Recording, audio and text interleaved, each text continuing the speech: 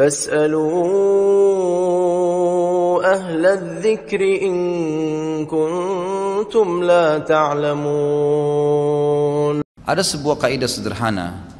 Kalau seseorang itu ingin panen pahala yang banyak, kita ambil contoh misalnya doa. Kalau ada orang yang sudah kaya, lalu saya bilang kepada ikhwah dan akhwat sekalian, doain dia supaya tambah kaya. Atau ada orang pintar, saya bilang doain dia supaya tambah pintar. Ada orang punya kelebihan fisik, gagah atau cantik, saya katakan doain supaya dia tambah gagah, yang satunya tambah cantik. Kira-kira akan muncul pertanyaan apa dari antum kalau belum tahu? Antum akan mengatakan, untuk apa Ustaz? Orang sudah kaya didoain supaya kaya lagi untuk apa? Bukan lebih baik orang miskin yang didoain gitu ya. Atau orang gagah dan cantik, atau orang yang pintar, bukankah lebih baik orang bodoh yang didoain supaya pintar? Atau ya orang yang memiliki kekurangan fisik dimintain dan doa sama Allah supaya jadi gagah dan cantik? Maka saya katakan memang boleh saja orang yang jelek diminta jadi gagah, orang yang miskin jadi kaya, bisa saja. Tapi yang penting intinya mendoakan orang yang sudah punya kelebihan agar Allah lebihkan lagi. Sebenarnya secara syariat kita sedang mendoakan diri kita kepada Allah Subhanahu wa taala. Karena Nabi SAW telah bersabda dalam hadis, kalau seandainya seseorang mendoakan ya saudaranya muslim apa saja kebaikan, ya Allah berkahi kekayaannya, ya Allah berkahi kegagahannya, kecantikannya, kepintarannya, tambahkan buat dia ya Allah, maka malaikat di atas kepalanya berkata, walaka mithluhu, kau akan dapat sama, kau akan dapat sama. Jadi sebenarnya kita sedang mendoakan diri kita. Karunia dari Allah Subhanahu wa taala, Allah meminta kita agar tidak cemburu dengan orang, tapi kita malah mendoakan kebaikan. Ternyata itu kata kuncinya agar kita mendapatkan apa yang dimiliki oleh orang itu.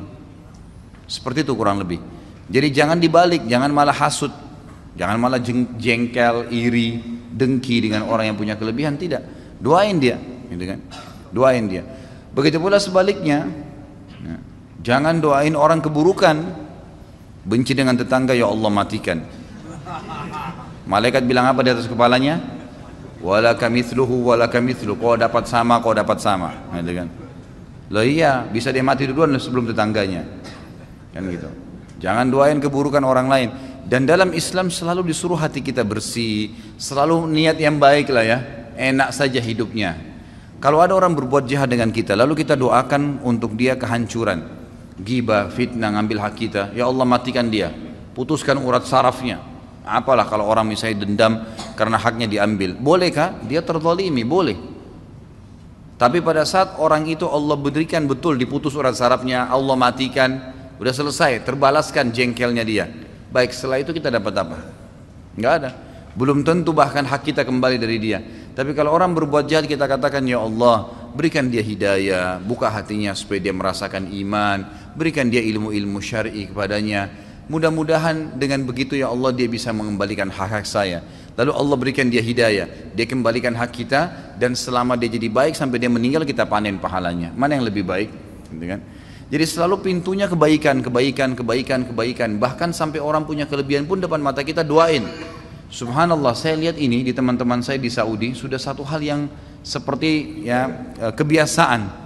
Jadi kalau saya lagi telepon teman saya di Saudi ini, alhamdulillah saya lagi buka begini, saya lagi begini. Yang paling pertama itu, semoga Allah berkahi ya akhi, insya Allah Allah pertambah lagi, insya Allah Allah ya lipat gandakan, insya Allah begini, didoain sama dia banyak. Karena mereka faham, oh dengan mendoain itu sebenarnya dia sedang doain dirinya, gitu kan. Hampir semua subhanallah kalau saya temuin, bahkan sudah menjadi kebiasaan dulu di kampus, teman-teman saya di luar kampus kalau ketemu salaman, bagaimana keluarga inti, oh baik semua alhamdulillah, insya Allah Allah berkahi, keturunan itu jadi orang soleh, didoain temannya. Sebelum pisah, awal ketemu, itu satu hal yang biasa gitu. Karena mereka faham, mereka sedang mendoakan diri mereka sendiri. Jadi banyak hal manfaat. Yang pertama kita tutup pintu hasud, iri, hati kita jadi sakit itu hilang semua. Kemudian ternyata kita ya mendoakan kebaikan untuk dia, dapat pahala. Kita pun akan dapat seperti apa yang dimiliki orang tersebut. Jadi untuk mendapatkan seperti yang orang milikin, tidak harus mengambil milik dia, tapi doakan dia, bertambah kebaikan itu maka Allah akan berikan kepada kita. Gitu kan? Jadi seperti itu gambarannya. Begitu pula pada saat kita doakan orang keburukan. Begitu pula pada saat kita melakukan satu kebaikan, kita menjadi penyebab orang lain jadi baik. Man dalla ala khairin, kata Nabi SAW, kana lahu mithal ajri fa'ilihi mengkari yang yangkus min ajri fa'ilihi syai'a. Siapa yang tunjukkan orang menjadi penyebab orang lain melakukan kebaikan, antum tunjukkan teman-teman antum, oh ini ada pengajian di sini, mereka datang misalnya, maka kita jadi penyebabnya. Ada masjid di sana, kita sholat yuk. Atau lagi jalan ke masjid, kita panggil tetangga, ayo sholat pak, ayo sholat bu, misalnya sholat. Orang ikut sholat, kita dapat pahala, dia juga dapat pahala. Tapi Allah berikan kepada kita pahala seperti dia tanpa dikurangin pahalanya. Siapa yang menjadi petunjuk saja orang berbuat kebaikan, maka dia akan dapat pahala pelakunya tanpa dikurangi sedikit pun dari pahala pelakunya. Jadi kalau ada orang nanya di mana alamat ini, di mana alamat itu, semuanya baik, masjid, majelis taklim, dia mau silaturahim keluarganya, tunjukin. Sebaliknya, man dalla ala syarrin, siapa yang menunjukkan kepada keburukan, kana lahu mithal wazri fa'ilihi min ghairi yanqus min wazri fa'ilihi syai'a. Siapa yang menunjukkan kepada keburukan, maka dia akan panen dosa seperti pelakunya, gitu kan, tanpa dikurangi sedikit pun dari dosa pelakunya. Ada orang tanya di mana alamatnya diskotik ini, oh di sana, dengan semangat dia tunjukin. Kan itu orang itu mabuk-mabuk semua, dia tidur di rumahnya, dia dapat dosa sama, gitu kan. Ya, jadi kalau keburukan jangan ditunjukin, kan gitu. Gitu ya Pak Yoya. Ya, jadi nggak boleh nunjukin keburukan. Ya. Jadi seperti itu dalam Islam. Nah, ada juga hal-hal kaidah dasar dalam Islam. Apa yang antum pernah lakukan pada seseorang, itu dengan hukum Allah Subhanahu wa taala, dengan sunnatullah akan terjadi pada kita. Misal, ada satu keadaan di mana orang sangat kepepet butuh bantuan. Datang, kadang-kadang Allah uji kita dengan cara itu. Ada orang datang tiba-tiba sampaikan, saya lagi begini, saya lagi begini, saya lagi begini. Allah mau lihat nih, bantu nggak? Baik, kita bantu misalnya dengan si ikhlasnya, baik silahkan. Pastikan ikhwas kalian dan akhwat, satu waktu Allah akan membuktikan kebenaran sunnahnya, hukumnya. Nanti akan datang waktu antum kepepet sekalian, akan ada orang yang bantu antum. Nabi SAW mengatakan, kama tadinu tudan, sebagaimana kau memperlakukan orang lain, kau akan diperlakukan. Apapun sifatnya, gitu kan. Dalam sabda Nabi SAW yang lain apa? Jagalah kehormatan kemaluan kalian, Allah akan jaga kehormatan kemaluan pasangan kalian. Sucikan diri kita, istri kita dijaga oleh Allah Subhanahu wa taala. Kita selingkuh di sana, ini juga selingkuh. Harus hati-hati. Ya, dan berbaktilah kepada kedua orang tua kalian. Allah akan membuat anak-anak kalian bakti dengan kalian. Kata kuncinya itu. Ternyata sebagaimana kita memperlakukan seseorang, apa yang kita lakukan, Allah akan balas dengan hal yang sama. Tadi itu contoh kebaikan, gitu kan? Menjaga kemaluan dari yang haram, bakti dengan orang tua, bersedekah, kebaikan-kebaikan yang kita kerjakan. Nanti akan datang waktu Allah buktikan tuh, kita butuh dan Allah bantu. Ada orang pernah utang, dia bilang saya nggak mampu bayar, ya sudahlah saya maafin. Pastikan satu waktu antum akan punya keadaan nanti di mana mungkin lagi belanja di toko orang, kalau antum nggak punya utang, udah nggak usah bayar, nggak apa-apa, digratisin. Itu akan datang, ya. Bagaimana Allah membuktikan bahwasanya kamu pernah berbuat baik ini, Allah akan balas. Ya, jazakallah khair. Kalau ada orang sebaliknya, kita berbuat keburukan, kita pernah mencemar namanya orang lain, kita pernah mengambil haknya orang lain, kita pernah iri dengan orang lain, maka pasti akan terjadi hal yang sama. Akan datang orang lain iri juga dengan dia. Akan datang satu waktu, mungkin bukan pada saat itu, tapi akan terjadi dalam kehidupannya. Allah akan buktikan itu. Siapa yang merusak namanya orang lain, seperti itu. Apa saja perilaku yang kita pernah kerjakan pada seseorang, baik atau buruk, akan terjadi hal yang sama. Hadis Nabi SAW tadi saya bilang, kama tadinu tudan, sebagaimana kau memperlakukan orang lain, kau akan dibalas hal yang sama. Dalam hadis yang lain dikatakan, al-jaza min jinsil amal, balasan akan datang sesuai dengan perilaku atau perbuatan seseorang. Dan ini jelas sekali. Baik, Imam Az-Zahabi mengangkat hadis, ya di sini hadis riwayat Hakim, ya, dengan sanad yang sahih dalam Kitabul Ilm. Dan juga ini Imam Az-Zahabi mensahihkannya. Man akala bi muslimin aklatan at'amahu Allahu biha aklatan min nari yaumal qiyamah. Barang siapa yang memakan harta seorang muslim, niscaya Allah akan memberinya makan disebabkan dari perbuatannya tadi dari api neraka pada hari kiamat. Wa man aqama bi muslimin maqama sum'atin, dan barang siapa yang meletakkan seorang muslim pada kedudukan sum'ah. Sum'ah itu memaksanya pada keadaan hanya dia malu, dipermalukan di depan umum. Ya. Akamahullahu yaumal qiyamati maqama riya'in wa sum'ah. Allah pun nanti akan meletakkan tadi si pelaku itu pada kedudukan riya dan sum'ah pada hari kiamat. Dia juga akan dipermalukan di hari kiamat. Dia juga akan diperlakukan pada hari kiamat. Wa man iktasa bi muslimin thawban kasahu Allahu thawban min narin yaumal qiyamah.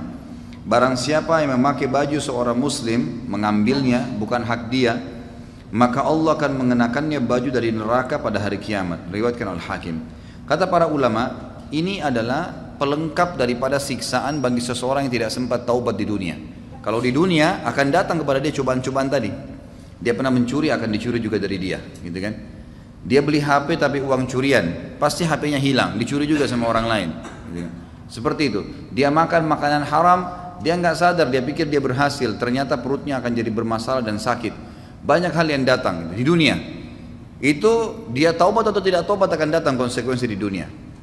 Kalau dia tidak taubat, lebih berat lagi, karena di akhirat Allah akan berikan balasan yang setimpal dengan perbuatannya tadi. Dia merusak namanya orang lain, dirusak juga namanya hari kiamat, dipermalukan juga. Dia mau ngambil makan bajunya orang lain, dia juga akan diberikan baju dari api neraka hari kiamat. Jadi begitu terus.